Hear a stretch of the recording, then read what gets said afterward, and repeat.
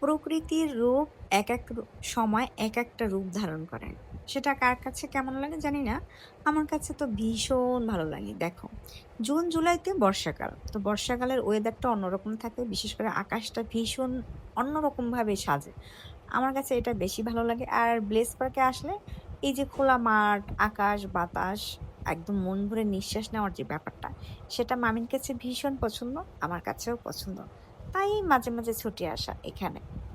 তো কার এমন প্রকৃতি ভালো লাগে? শহরের যান্ত্রিক জীবনে আমাদের তারপরও এইরকম একটা জায়গা আছে যেখানে এসে আমরা একটু হাঁটতে পারি, গল্প করতে পারি, প্রকৃতি এনজয় করতে পারি।